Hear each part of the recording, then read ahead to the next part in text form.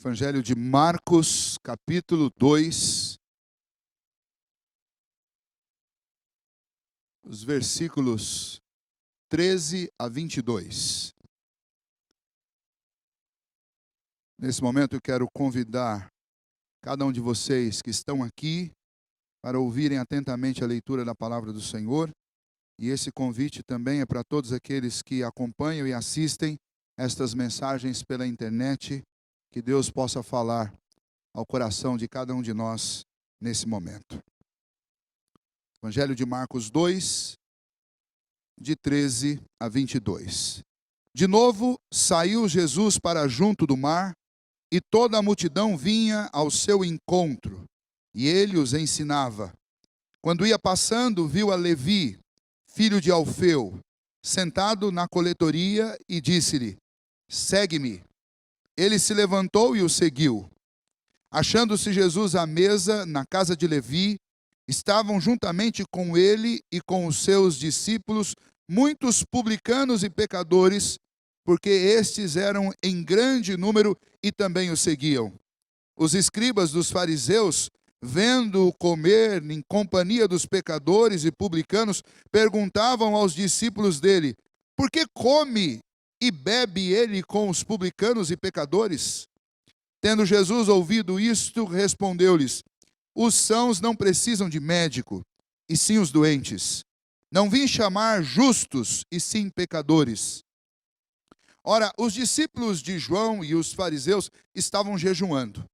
Vieram alguns e lhe perguntaram: por que motivo jejuam os discípulos de João e os dos fariseus, mas os teus discípulos não jejuam? Respondeu-lhes Jesus: podem, porventura, jejuar os convidados para o casamento, enquanto o noivo está com eles? Durante o tempo em que estiver presente o noivo, não podem jejuar. Dias virão, contudo, em que lhes será tirado o noivo, e nesse tempo jejuarão. Ninguém costura remendo de pano novo em veste velha, porque o remendo novo tira parte da veste velha, e fica maior a rotura. Ninguém põe vinho novo em odres velhos, do contrário, o vinho romperá os odres, e tanto se perde o vinho como os odres. Mas põe-se vinho novo em odres novos. Muito bem. O evangelista Marcos é aquele jovem lá do final do livro, porque somente ele poderia saber de um jovem que saiu correndo na calada da noite, nu, porque estava enrolado num lençol, e quando viu os soldados prenderem Jesus e saírem do Getsêmani, ele se assustou e temeu que talvez ele fosse também preso. E então ele solta o lençol e sai correndo nu. Está lá no último capítulo do Evangelho de Marcos. Esse jovem Marcos futuramente faz parte da comitiva dos apóstolos, especialmente com Barnabé, e por um certo tempo com Paulo. Eles participam daquelas viagens missionárias.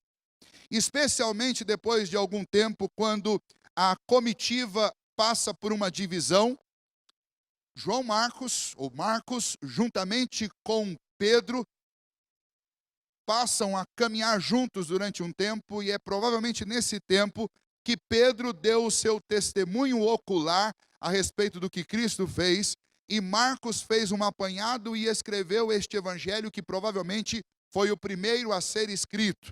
Embora, quando você abre a sua Bíblia, o evangelho de Mateus vem antes do evangelho de Marcos, mas o evangelho de Marcos é provavelmente o evangelho mais antigo que foi escrito. Ainda, talvez, na primeira parte do século I, por volta do ano 50, 54, João Marcos tenha escrito este evangelho citando ou contando a história de Pedro.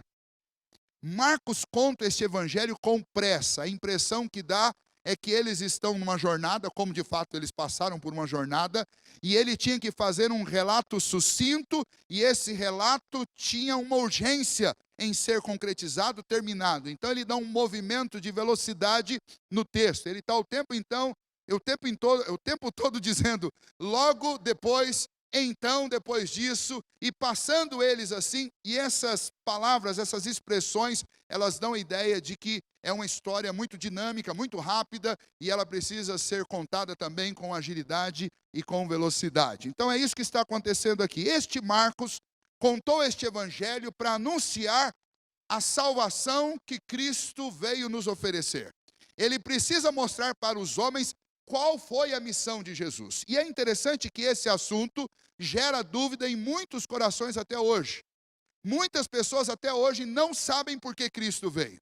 Alguns encaram Jesus como um profeta, um grande profeta, como outros que já tinham existido, especialmente entre os hebreus, os israelitas, entre os judeus.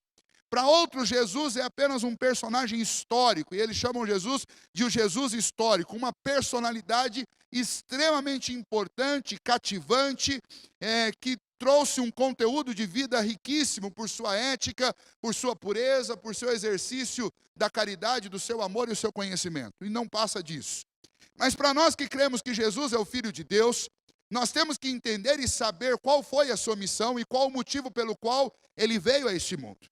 E eu pergunto a você nessa noite, você sabe qual é o motivo pelo qual Cristo veio a esse mundo? Talvez você está nos visitando, ou talvez você ainda esteja conhecendo o Evangelho e sabendo o que é que os cristãos acreditam, o que é a fé em Cristo Jesus, e eu quero te fazer essa pergunta e te ajudar a respondê-la. Por que Cristo veio ao mundo? Qual o motivo da vinda dele? O motivo da vinda dele está diretamente relacionado com a sua vida e com a minha vida. Foi por isso que Jesus veio. Mas especialmente o evangelista Marcos, aqui no capítulo 2, ele vai começar a mostrar por que Cristo veio. E ele vai dar um resumo no capítulo 2. Se você observar o início do capítulo 2 do Evangelho de Marcos, você vai ver que a história começa com Jesus numa casa, que nós não sabemos se era a casa dele ou se era a casa de Pedro, porque Jesus vivia muito tempo e passou muito tempo do seu ministério nesse local.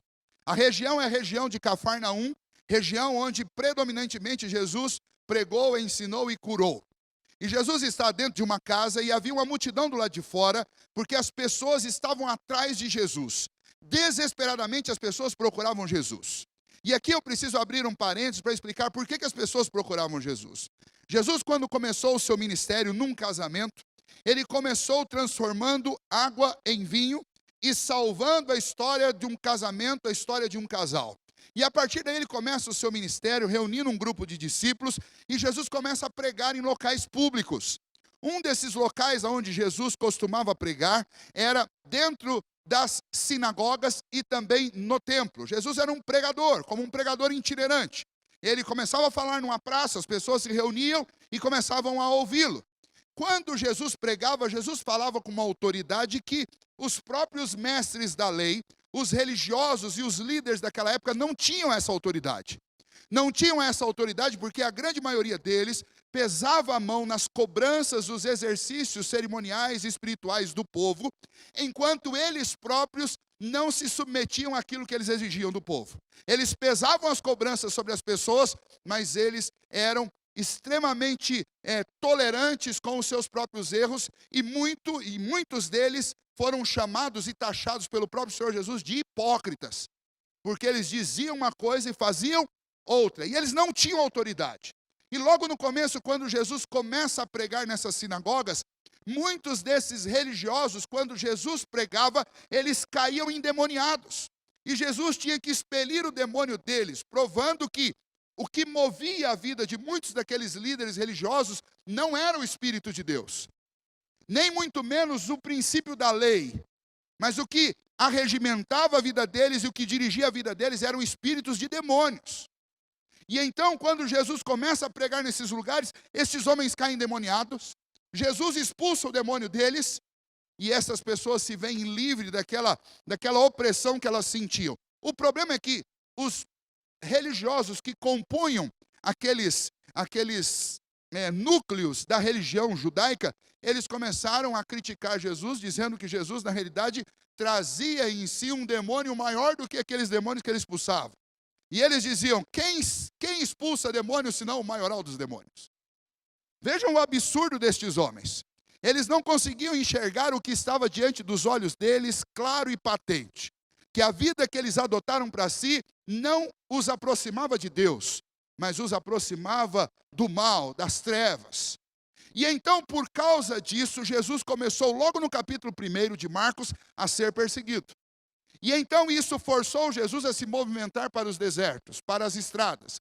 E ao invés de pregar dentro da cidade, nas praças e nos templos, Jesus pregava nos caminhos por onde ele passava.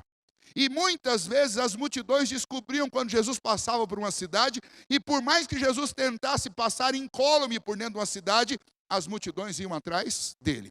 E nessa situação aqui, Jesus está numa casa e as multidões cercam essa casa. E no meio dessa situação surge um personagem que é um paralítico. E esse paralítico não tem como chegar até onde Jesus está, porque as multidões fecharam aquela casa de tal maneira que era impossível se aproximar e romper aquela barreira. Alguns amigos pegam esse paralítico e decidem fazer uma coisa dramática. Já que não dava para entrar com o paralítico pelas portas, eles resolveram passar com o paralítico pelo telhado. Foram lá. O telhado lá não era de eternite, como os telhados das nossas casas, nem de telha, dessas telhas de barro. O telhado deles era feito com estuque, que era uma mistura de paus, pedras e barro. E aquilo debaixo do sol, imagine o sol da Palestina, aquilo ficava tão duro como o concreto dos nossos dias. Eu não sei que tipo de ferramenta eles usaram, mas eles usaram muita perseverança, muita coragem, muito amor por aquele paralítico, mas eles arrombaram aquele teto, quebraram aquele telhado e eles fizeram com que aquele paralítico fosse levado até Jesus, desceram. Jesus curou esse paralítico com as palavras da sua boca. Mas antes de curá-lo, Jesus fez algo que atraiu a atenção dos religiosos que estavam ali apenas por curiosidade. Antes de curar o paralítico da sua paralisia, Jesus disse: perdoados estão os teus pecados. E quando Jesus disse isso, os religiosos falaram assim: quem é este homem para perdoar pecados? Quem ele pensa que ele é? Ele pensa que ele é Deus. E quando eles estavam no seu íntimo questionando isso, Jesus se voltou para eles e disse: o que é mais fácil para o Filho do Homem? Dizer, perdoados estão os teus pecados, ou levanta, toma o teu leito e anda. E o texto diz que no mesmo momento, aquele homem paralítico se levantou, pegou suas tralhas e estava pronto para andar. E o poder de Cristo se manifestou. E quanto mais o poder de Cristo se manifestava, mais os religiosos ficavam furiosos e mais as multidões seguiam Jesus. Nós não sabemos quanto tempo entre essa história e a sequência que está lá no versículo 13. Mas o fato é que saindo Jesus dali, ele tomou uma estrada. E nessa estrada havia um pedágio onde se cobravam impostos. Lá dentro desse local de cobrança de impostos havia um homem chamado Levi, que era um publicano. Os publicanos trabalhavam para Herodes, que era um rei de fachada, que era o rei dos judeus, mas que era subserviente a Roma. E esses publicanos também trabalhavam para um general romano, cobrando impostos naquela estrada. E o que esses publicanos faziam era o seguinte: eles cobravam imposto para Herodes, eles cobravam impostos para o general romano e eles cobravam a parte para eles. Eles eram assalariados, mas eles também abusavam da sua posição e eles roubavam seus próprios patrícios. Eles viviam da miséria dos outros. Por isso, publicanos eram odiados e eram taxados como os piores dos pecadores naquela sociedade. Prostitutas, bêbados, pessoas violentas, assassinos, roubadores, ladrões e publicanos eram considerados gente do mesmo tipo. E com essas pessoas, os religiosos daquela época não queriam nem conversa. E Jesus passa diante daquela coletoria, dá uma olhada lá para dentro, eu não sei se havia uma janela, uma porta, o que tinha ali, mas o texto diz que Jesus fitou Levi e diz para Levi: vem e segue-me. Jesus chama Levi para ser um dos seus discípulos, contra todas as expectativas e fazendo o que ninguém imaginava que Jesus fosse fazer. Jesus escolheu justamente um dos piores pecadores para fazer parte da sua comitiva. Eu não vou falar tanto de Levi, porque basta que você saiba uma coisa sobre esse homem. Basta que você saiba que o nome dele foi trocado pelo seu segundo nome, que era Mateus. E esse Levi, de cobrador de impostos, ele se torna discípulo de Jesus, e ele é a pessoa que o Espírito Santo usou para escrever o Evangelho de Mateus, que é o primeiro evangelho que você encontra quando você abre o Novo Testamento. Testemunho ocular de tudo que Cristo fez. O historiador Lucas, ao escrever o seu evangelho, escreve sobre Levi e diz: esse Levi é o que se tornou Mateus, que Deus usou para escrever o evangelho. Nós sabemos disso porque nós usufruímos deste evangelho. Mas Levi, quando recebeu esse convite de Jesus, aceitou imediatamente, rompeu com a sua antiga vida, porque aceitar seguir Jesus e abandonar a coletoria era uma medida, uma decisão sem volta. Ele não poderia mais voltar a cobrar impostos, porque Herodes não iria mais aceitar, e muito menos Roma. Ele tomou uma decisão sem volta, a decisão de seguir Jesus. Ele decidiu largar tudo que ele tinha, negar-se a si mesmo e tomar a sua cruz e seguir o Senhor Jesus, porque Cristo olhou para ele, o enxergou e lhe deu uma oportunidade. E na sequência disso, não apenas Levi seguiu a Jesus, mas antes de continuar aquela jornada, aquela missão de Cristo, Levi pediu para o Senhor Jesus que ele queria fazer um encontro, porque ele tinha muitos amigos pecadores, publicanos, roubadores, ladrões, prostitutas, pessoas violentas, que não podiam conviver com as pessoas de dentro da cidade, mas eles conviviam com as pessoas marginalizadas do lado de fora. E então Levi tinha um bocado de gente que se reunia na casa dele. Gente que a gente facilmente chamaria de gente que não presta. E Levi chama toda essa turma que não presta, leva para sua casa e leva Jesus com eles. Como que Jesus se comportou no meio deles? Emburrado, chateado, entristecido, num canto separado, longe deles, tentando não ser tocado por eles? De forma alguma. Jesus se reúne, senta com aquelas pessoas à mesa, ou talvez diante de um banquete no chão, porque a cultura deles é diferente da nossa, mas o fato é que quando os fariseus, os escribas, os religiosos, os líderes religiosos, eles começam a encarar aquela situação, eles descrevem Jesus como alguém que estava sentado com pecadores, comendo e bebendo com os pecadores. O que você acha que os pecadores bebiam naquela época? Coca-Cola? Água? Cafezinho? Comia e bebia com os pecadores. Não fala que Jesus estava embriagado, nem que ele encheu a cara, mas diz que ele comia e bebia com os pecadores. Os escribas e fariseus, em outras ocasiões, eles já vão chutar o bode e vão dizer: não, ele é um comilão, um glutão e um beberrão. É assim que Jesus foi chamado, porque ele sentava e comia com os pecadores. E a partir daí, Jesus passa a dar algumas lições para eles, e essas lições nos respondem perfeitamente por que Cristo veio ao mundo.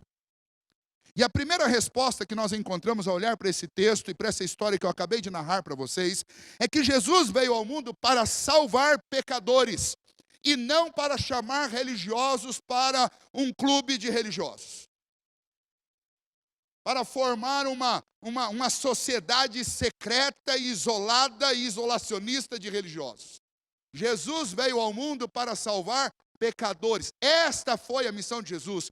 Esta é a missão do Senhor Jesus, a missão que inclusive Ele nos deu para cumprir. Jesus veio buscar pecadores, salvar pecadores. No primeiro texto, a primeira história do capítulo 2, veja que antes de curar a paralisia daquele homem, Jesus diz: perdoados estão os seus pecados. Por quê? Porque a missão principal de Jesus não é vir aqui acabar com os problemas físicos do homem, mas a missão principal do Senhor Jesus é resolver os problemas da nossa alma. É Ele que cura a nossa alma. E aliás, diga-se de passagem, existem muitos problemas físicos da nossa vida que eles acabam sendo uma grande bênção, porque eles são santos remédios de Deus para preservar a nossa alma. Muitos problemas físicos de pessoas ao longo da história, ao redor do globo, fizeram com que pessoas fossem trazidas até Jesus. E quando elas encontraram Jesus, elas receberam algo melhor do que a cura física, que foi o perdão dos pecados. Muitos enfermos ao longo da história não foram curados da sua doença física pelo Senhor Jesus, mas foram curados da sua doença moral, do seu pecado. Porque a missão principal de Jesus não é fazer o papel do médico que existe dentro da sua cidade. A missão principal de Jesus é salvar pecadores. Quem são os pecadores? Nós somos os pecadores. Nós todos somos pecadores. Todos nós pecamos e carecemos da graça e da misericórdia do Senhor. Todos nós, todos nós. O problema é que muitas vezes nós não nos damos conta disso. Desde o Antigo Testamento existiam falsos profetas que chegavam no meio de uma sociedade e passavam a mão na cabeça das pessoas, nos pecados das pessoas e diziam: você está curado do seu pecado, você está perdoado, está tudo bem com a sua vida, está tudo ótimo. Isso é antigo, isso existia há muito tempo. O profeta Jeremias, lá no capítulo 6, versículo 14, diz: esses profetas curam superficialmente a ferida do meu povo, dizendo paz, paz, quando não há paz. Nós vivemos numa sociedade onde existe religião falsa e falsificada, vendendo paz onde não existe paz. Nós vivemos numa sociedade sincretista, onde nós pensamos que o simples fato de uma pessoa acreditar em Deus significa que essa pessoa vai para o céu. Ela não vai para o céu. E a alma dela não está curada, e ela não está debaixo da tão grande salvação, porque uma pessoa não vai para o céu pelo simples fato de crer em Deus. Aliás, o apóstolo Tiago diz lá na sua epístola que crer em Deus é o tipo de fé que é classificada como fé de demônios, porque até os demônios creem em Deus, e não só creem, mas eles tremem diante do nome de Deus. Isso não é fé. O Senhor Jesus disse que quem será salvo? Ele diz: quem crer em mim será salvo. E então não é apenas crer em Deus, mas é crer no seu Filho, crer que o sacrifício do seu Filho foi em meu favor, reconhecer que eu sou um pecador e reconhecer que Jesus veio a este mundo para salvar pecadores. Ele é o único caminho, Ele é a verdade, Ele é a vida, e ninguém vai ao Pai se não for por Ele. Veja, agora o que você precisa entender é que Deus, na sua infinita misericórdia, no seu grande amor, Ele abriu esse caminho. O seu Filho veio a este mundo para salvar. A religião vai dizer para você sempre assim: você precisa fazer isso, você precisa fazer aquilo, você precisa de sacrifício, você precisa de penitência, você precisa ser certinho para que Deus te salve. E Jesus não disse nenhuma dessas coisas. Jesus veio e olhou para pessoas como aquele paralítico, que nós não sabemos como era a vida dele, mas ao mesmo tempo olhou para pessoas como Levi, nós sabemos como era a vida dele, e disse: vem e segue-me. Ah, mas Senhor, eu faço isso, eu faço aquilo, eu sou assim, eu sou assado. Jesus diz: vem e segue. Você crê em mim? Eu vou te dar uma vida nova. Você crê em mim? Eu vou te dar a oportunidade. Você crê em mim? Eu vim salvar a sua alma. Mas Senhor, eu não mereço nada. É claro que você não merece. E esse é o primeiro princípio da grande salvação que nós temos em Cristo Jesus. Não é por merecimento, é por favor, é por graça. Tem muitas pessoas que quando ouvem essa mensagem, elas não conseguem acreditar, porque elas simplesmente não conseguem concordar que Jesus ofereça alguma coisa de graça. E o Evangelho do Senhor Jesus é algo extremamente radical, porque vai contra todos os conceitos que nós aprendemos desde a infância. Conceitos como: você precisa fazer para merecer. Se você fizer, eu te dou.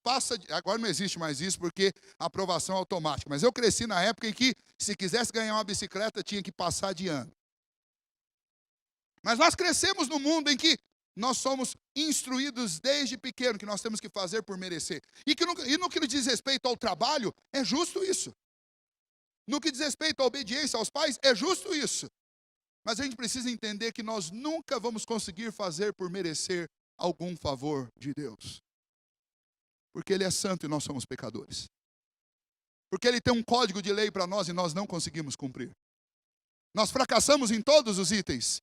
E então Deus nos viu na nossa miséria, e Ele abriu os céus e derramou graça sobre nós, mandando o seu Filho, que veio para buscar pecadores. Por que Jesus veio ao mundo?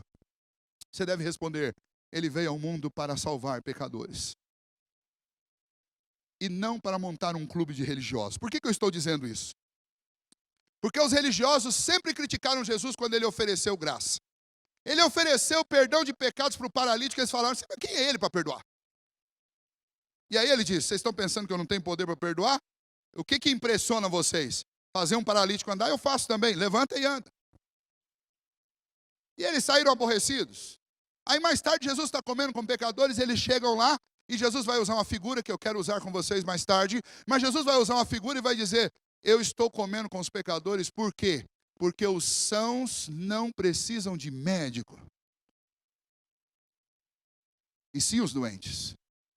Eu não vim para a gente que se acha santa, eu vim para aqueles que são pecadores, eu vim para quem está doente. Sabe o que o pecado faz conosco? O pecado nos adoece na alma, nos adoece no coração. E o único remédio eficaz contra essa doença é Jesus. Você se vê doente, você precisa de Jesus. Você se vê abandonado, perdido e sem salvação nesse mundo, você precisa de Jesus. E a boa notícia é que Jesus veio para você. Ele não veio para os religiosos, ele não veio para os santinhos. Ele veio para você. Mas pastor, será que eu? O senhor não sabe, se eu falar um pouquinho do que eu sou, se as pessoas nesse local descobrirem as coisas que eu penso, ninguém aqui olhará para mim. Eu vou te falar uma coisa. É bem provável que cada um de nós, seres humanos, talvez não olhemos para você, mas Jesus vai continuar olhando para você e vai continuar te estendendo a mão e vai continuar dizendo para você o que ele disse para Levi: vem e segue-me. Porque Jesus veio para você, por você. Jesus veio para salvar pecadores. E é essa mensagem que a gente tem que anunciar. Mas além disso, Jesus não veio apenas para salvar pecadores, mas Jesus veio para trazer alegria e não tristeza. É interessante que, não sei se você já percebeu isso, mas toda religião, com o passar do tempo, ela entristece as pessoas. Já percebeu isso? Infelizmente, parece que a religião, ao invés de alegrar o coração das pessoas, a religião sobrecarrega e tira o sorriso do rosto e coloca tristeza. E eu não vou puxar a sardinha para religião nenhuma, porque nenhuma delas funciona perfeitamente. Os religiosos daquela época, eles eram extremamente mais assertivos do que a gente. Não pense que nós somos melhores do que eles, porque nós não somos. Eles eram muito bons, embora erravam também, embora tropeçavam também, embora muitas vezes eram hipócritas, porque não tinham autoridade, como eu citei no começo. Mas eles eram pessoas que estavam extremamente comprometidas com a lei. Eles conheciam. Pense, um religioso, um rabino naquela época, ou um desses fariseus, um desses escribas, tinha que pelo menos conhecer de cor os 5 primeiros livros da Bíblia, que é o Pentateuco. Eles precisavam saber de cor, isso é conhecimento elementar. Uma criança aos 7 anos de idade era trazida diante de um rabi e ela tinha que apresentar essa tarefa de cor. É a tarefa do pai e da mãe ensinar o Pentateuco inteiro de cor. Então não pense que eles eram desconhecedores. Não pense que eles eram ignorantes. Não pense que eles eram maus crentes. Em comparação a nós, eles eram muito melhores. Mas qual era o equívoco deles? O equívoco deles é que, quando Cristo veio, eles deveriam ter abraçado a Cristo, reconhecido como Filho de Deus e reconhecido que eles eram pecadores e incapazes de alcançar a salvação por si mesmos. Mas eles não fizeram isso. E eles criticaram Jesus quando Jesus perdoou pecados. Eles criticaram Jesus quando Jesus comeu com os pecadores. Jesus os criticou dizendo que eles estavam se achando sãos e eles não entenderam o recado. Não só não entenderam o recado, como eles começaram e fizeram uma segunda pergunta para Jesus. Primeiro eles perguntaram por que ele comia e bebia com pecadores. E ele respondeu, porque a minha missão é salvar pecadores. Mas daí eles continuaram, tiraram o foco de Jesus e olharam para os discípulos e falaram assim, olha, os discípulos de João e os discípulos dos fariseus, eles estão fazendo jejum. Eles estão jejuando. E por que os seus discípulos estão sentados comendo e bebendo com os pecadores? Eles não jejuam. Percebeu a tristeza daquela religião? Eles estavam diante do Rei dos Reis, era para estar pulando de alegria. Eles estavam fazendo o quê? Eles estavam jejuando, porque eles não viam em Cristo a salvação, eles não viam em Cristo o Redentor, eles não viam em Cristo a esperança. Eles estavam então aborrecidos, tristes, cansados e frustrados, tentando através de um jejum conseguir algum favor de Deus, enquanto eles estavam diante do próprio Deus vivo, oferecendo graça e favor, e eles não percebiam isso. E vejam a resposta que Jesus deu. Jesus deu, por um acaso você já viu? E Jesus vai usar uma imagem aqui, que é a imagem do noivo. A primeira imagem que ele usou é a imagem do médico, que cuida dos doentes e não dos sãos. A segunda imagem que ele vai usar agora é a imagem de um noivo. E Jesus vai dizer para eles, olha, vocês já viram alguma festa de casamento? Que o noivo chama os seus convidados, o convidado chega para a festa, o noivo está lá com um banquete armado, e os convidados falam assim, olha, nós viemos, mas nós estamos de jejum. Não vamos comer nada aqui. E o noivo, eu chamei vocês para se alegrar comigo, para comer e beber. Mas nós vamos ficar em jejum. Nós não podemos.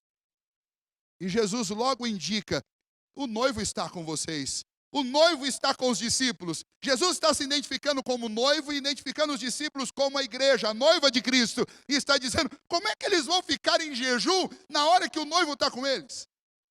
Os meus discípulos, eles não vão fazer jejum agora, porque agora eles estão se banqueteando comigo. Eu sou o noivo, e enquanto o noivo estiver com eles, eles não jejuam. Vai chegar uma hora que o noivo vai embora. E na hora que o noivo for embora, aí eles jejuarão. Mas agora eles festejam. Sabe o que Jesus está dizendo? Jesus está dizendo aqui: aonde Ele está, há alegria. No lugar onde Cristo chega, há plenitude de alegria. E, inclusive, quando você lê a oração do Senhor Jesus, lá no Evangelho de João, no capítulo 17, Jesus pede que a nossa alegria seja completa nele. Ele fala para Deus: Senhor, abençoa que eles sejam uns com os outros, assim como eu sou um com o Senhor, que eles sejam um conosco, e a alegria deles seja completa. Ou seja, quando Jesus entra no nosso coração, quando Jesus toma a nossa vida, Ele vem e faz isso para te dar alegria e não para te fazer alguém triste. Eu desconfio, e você também pode desconfiar de qualquer religião que, ao invés de transformar o camarada num cara alegre e entusiasmado, transforma a pessoa numa pessoa triste, emburrada e reclamona. Isso não é a verdadeira religião. Jesus não veio para te transformar numa pessoa triste, numa pessoa cabisbaixa, numa pessoa fanática, uma pessoa piegas, uma pessoa emburrada. Jesus não veio. Isso não é fé. Sabe aquela história que o camarada conhece muito de Bíblia, daí ele vira aquele ortodoxo, né? Deixa a barba crescer, faz trancinha aqui, põe um chapeuzinho na cabeça. E agora ele nem vira a cabeça muito rápido. Ele é aquele camarada sem nenhum tipo de expressão de emoção. Virou um pastel, virou um poste. Vou brincar um pouco com vocês. É aquele presbiteriano da gema. É aquele baptista. Eu ouvi alguém falando esses dias, muito bacana. Ortodoxo. Está longe de Jesus. Porque aonde Jesus chega, existe alegria. Quando Jesus chega numa casa, as pessoas dizem: hoje houve salvação nessa casa, vamos comemorar. É alegria. Crente tem que ser alegre. Eu já falei isso para vocês. Um coração que está cheio do Espírito Santo de Deus, cheio de Jesus, é um coração vibrante, é um coração alegre, é um coração feliz, é um coração para frente, é uma vida que avança. Você não está andando para trás, você não está parado. Você foi salvo por graça, não te custou nada, custou o sangue do meu Redentor, mas Ele não ficou lá, Ele não está preso lá, Ele ressuscitou, Ele está vivo, Ele está à direita de Deus. Um dia Ele vem para me buscar. Por que eu estou triste? O que traz tristeza para o coração do homem é o pecado, mas Cristo, sobre todos esses pecados, Ele derramou o sangue dEle e nos lavou completamente. É para eu ficar feliz, é para eu dar pulo de alegria, é para eu não deixar o inimigo, nem a minha carne, acabar com o meu entusiasmo. Reclamação, cabisbaixa, aquele olhar enrustido, bravo, é coisa de gente que ainda precisa muito de Jesus. Porque aonde Jesus chega, há alegria. Jesus veio trazer alegria. Jesus disse: aqui comigo ninguém vai jejuar não, porque eu estou junto com eles aqui, eles não jejuam. Aqui nós vamos festejar, nós vamos nos alegrar, nós vamos desfrutar dessa companhia preciosa, nós vamos desfrutar. Jesus, Ele formou a companhia dos apóstolos. Eles caminharam 3 anos por aqueles lugares. Andaram de sandália no meio da poeira. Mas sentava, não tinha pão, Jesus multiplicava pão. Sentava, tinha que pagar imposto, não tinha imposto, vai lá, pesca um peixinho. Quando abria o peixe, tinha lá o imposto para ser pago. Jesus não tinha onde reclinar a cabeça, mas quem estava junto com Ele tinha vida abundante. E sempre foi assim. Não tem a ver com a quantidade que eu consigo reter, mas tem a ver com a qualidade do que eu tenho. Você tem Jesus, você tem tudo. Tem até uma música que diz: quem tem Jesus, tem tudo. É uma música que nós cantamos domingo passado, que Jesus é melhor do que ouro e bens, é melhor do que tudo que tens. Jesus é melhor. Jesus é a fonte da alegria. Ele é o prazer da nossa vida. Por isso Paulo escreveu para a igreja de Filipos e disse: alegrai-vos sempre no Senhor. Outra vez digo, alegrai-vos. Por isso nós lemos nas Escrituras, a alegria do Senhor é a nossa força. O povo de Deus é um povo forte, porque Cristo derrama alegria no nosso coração. Você chegou aqui triste, precisa de alegria. Nenhuma igreja pode dar alegria para você, mas Jesus pode encher o seu coração de alegria. Você crê nisso, amém? Jesus põe alegria no nosso coração. Por que Jesus veio ao mundo? Isso está relacionado comigo e com você. Ele veio para buscar e salvar pecadores. Nós somos pecadores. Por que Jesus veio ao mundo? Para trazer alegria e não tristeza. Quem precisa de alegria? Eu preciso de alegria. Eu sei que você também precisa. Jesus é a fonte de toda a alegria. Alegria para enfrentar dias ruins, dias difíceis. Ele é o noivo da igreja. Ele traz alegria para o coração da noiva. É isso que Jesus fez. E essa foi a resposta que Jesus deu para aqueles homens. Eu vim para trazer alegria. Aqueles religiosos, falsos crentes, eles traziam tantos costumes e tantas tradições e obrigavam o povo a cumprir aquilo que o povo vivia triste. Não conseguia sentir alegria. Graças a Deus, nós pertencemos a uma igreja que, inclusive, quando você faz uma declaração de fé no dia do seu batismo, você diz: nós negamos e rejeitamos todo tipo de uso e costume adicionado à pura e simples palavra de Deus. Porque nós não estamos aqui para inventar regras para pesar a sua vida. Nós estamos aqui para ler e interpretar a palavra de Deus. E essa palavra diz que em Cristo Jesus há liberdade e alegria. E é isso que você deve seguir, o que diz as Escrituras. Em Cristo Jesus há liberdade e alegria. Em último lugar, nesse texto, porque Cristo veio fazer tantas coisas maravilhosas, mas por que Cristo veio ao mundo? Para salvar pecadores, para trazer alegria onde havia tristeza, e Jesus veio para trazer algo novo, e não para fazer um remendo em coisa velha. A última imagem que Jesus usa aí é uma imagem dupla, de um vestuário, de uma roupa nova e uma roupa velha, e de um recipiente chamado odre, que era um recipiente onde eles colocavam o vinho para fermentar, um odre novo, um odre velho e um vinho novo. Essa é a imagem que é usada. O que Jesus estava respondendo?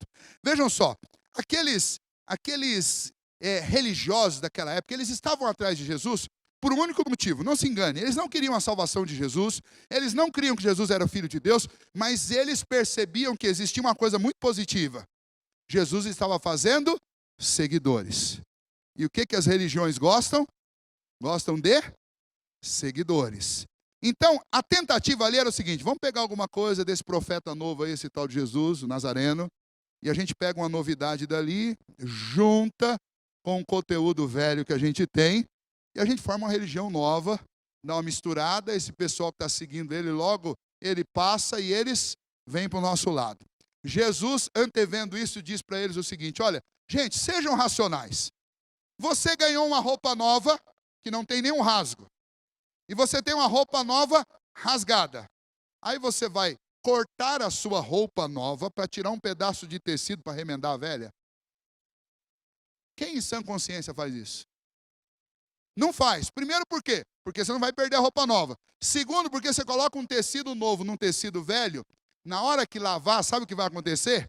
O tecido novo, ele vai encolher. E na hora que ele encolher, ele vai rasgar o tecido velho. E você vai perder as duas coisas. Perdeu a roupa nova e perdeu a roupa velha. Olha a sabedoria de Jesus com simplicidade, olhando para nós assim, falando de um jeito bem simples. Gente, presta atenção. Eu não vim aqui para colocar remendo no judaísmo.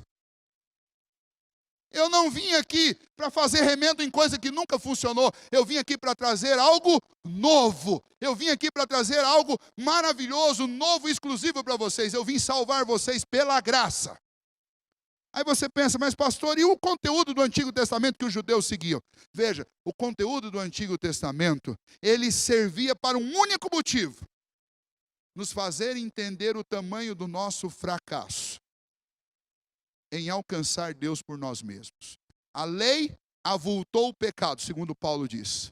Ou seja, quando Deus nos concedeu a lei, nós nos tornamos ainda mais pecadores. Por quê? Porque a lei colocou limites sobre nós que nós nunca fomos capazes de obedecer. E então a lei fazia e cumpria o dever de fazer o que conosco? De nos fazer entender que nós fracassamos na obediência. E portanto, se nós fracassamos, só existe uma saída para nós: é olharmos para o novo de Deus, que é a oferta graciosa do seu Filho. Nenhum de nós será salvo por obras da lei. Existem religiões até hoje que defendem isso. Não significa que você vai rasgar o Antigo Testamento, mas significa que você precisa olhar rasgar o Antigo Testamento, mas significa que você vai olhar para o Antigo Testamento e vai entender que todos aqueles preceitos, aquelas leis que foram colocadas, elas todas nos fazem olhar para Jesus, porque nós fracassamos delas e então nós não temos saída a não ser olhar para Cristo. Elas eram sombra do que Cristo iria fazer. Eu não vou trocar Cristo pela sombra. E quando Jesus declara essas palavras, Jesus está dizendo para aqueles religiosos daquela época: não adianta vocês tentarem me colocar, me encaixar dentro da religião de vocês, porque eu vou arrebentar com a religião de vocês. Porque eu não vou caber lá dentro. Não adianta vocês tentarem fazer isso, porque eu não vim aqui para dar mais um elemento, mais uma regra, mais uma lei, mais um dogma para a religião de vocês. Eu vim aqui para fazer algo novo, eu vim para buscar e salvar o que está perdido. A outra figura que Jesus usa é a figura de eu esqueci o nome agora, da pessoa que produz o vinho. Não é o viticultor, tem um outro nome. Mas imagine que essa pessoa tem um recipiente onde ele coloca vinho fermentado, que é o vinho que já passou por um processo de fermentação, está pronto para ser vendido, comercializado. Imagine que essa pessoa comete o erro de pegar a uva esmagada antes de fermentar e pega essas uvas e coloca num odre velho, que é um ovo para guardar vinho já fermentado. E tranca, e lacra aquilo ali. E aí aquelas uvas começam a fermentar, mas aquele odre velho, ele não tem força para conseguir conter aquela fermentação. O que acontece? Ele vai quebrar. E quando ele quebrar, você vai perder o vinho e você vai perder o odre. Jesus está dizendo: não adianta tentar me enfiar dentro do judaísmo, porque o judaísmo não pode me conter. E eu acho tão linda essa expressão, porque Jesus não pode ser contido por uma religião. Jesus não pode ser contido por um dogma, por uma tradição. Jesus é maior do que todas essas coisas. E Jesus não precisa de nenhuma delas para salvar ninguém. E às vezes a gente se ilude tanto achando que é uma igreja que salva. Não é uma igreja que salva, não é uma tradição. Mas deixa eu te dizer o contrário. É a igreja que faz com que você perca a salvação? É, muitas igrejas. Quando você ama mais a tradição de uma igreja, quando você ama mais os costumes de uma igreja, quando você respeita mais uma denominação do que o próprio Senhor Jesus, isso te faz perder aquilo que é precioso que Jesus veio fazer. Vejam o que estava acontecendo com aqueles discípulos dos fariseus, com aqueles escribas que estavam ali. Eles estavam diante do Cristo Redentor, eles estavam diante do Salvador e eles não conseguiam enxergar, porque a religião deles cegava os seus olhos e o seu coração. Eles perderam Cristo, porque a religião deles era maior do que Cristo para eles. Deixa eu te dizer, você não pode perder Cristo por causa de uma religião que você aprendeu com seus pais. Não perca Jesus. Jesus não veio para implantar uma nova igreja. Jesus veio para salvar pecadores como nós. Jesus veio para colocar alegria no nosso coração. E Jesus veio abrir um vivo e novo caminho. E Ele mesmo disse: eu sou o caminho, eu sou a verdade e eu sou a vida. E ninguém vem ao Pai se não for por mim. Portanto, nessa noite eu quero convidar você a fazer o seguinte. Se você ainda não entregou sua vida completamente a Jesus, pensando: Jesus não pode me aceitar, eu conheço a minha vida, eu sei da minha vida, eu sei como eu sou, como que Jesus vai aceitar o meu coração, o meu passado? Não pense que você é pior do que as pessoas todas que Jesus já salvou. Não pense que você que chegou aqui hoje seja pior do que essa pessoa que está falando com você, ou que qualquer uma dessas pessoas que estão aqui. Somos todos pecadores. E nós só temos um caminho de salvação. O único caminho é Jesus Cristo. E Ele veio buscar e salvar gente como eu e gente como você. Então não duvide do amor, da graça e do favor de Deus. Jesus veio para te salvar, para me salvar. Eu quero te dar um conselho também, você que está vivendo triste, seja você já um crente ou seja você alguém que ainda não rendeu sua vida a Jesus. A cura da sua tristeza não é dinheiro. A cura para a sua tristeza não é trabalhar menos.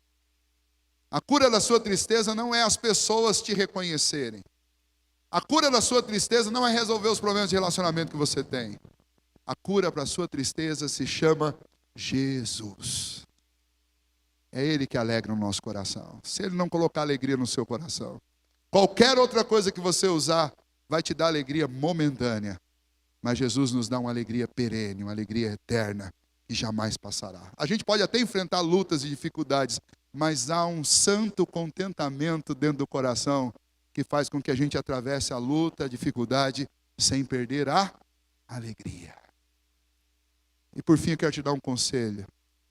Não é uma questão de você juntar duas religiões, não é uma questão de ser sincretista, nem adianta você vir no domingo na presbiteriana, no sábado você vai na assembleia, na terça você vai na cristã, na quarta você vai na católica, na segunda você vai no... Não é isso que vai resolver seu problema.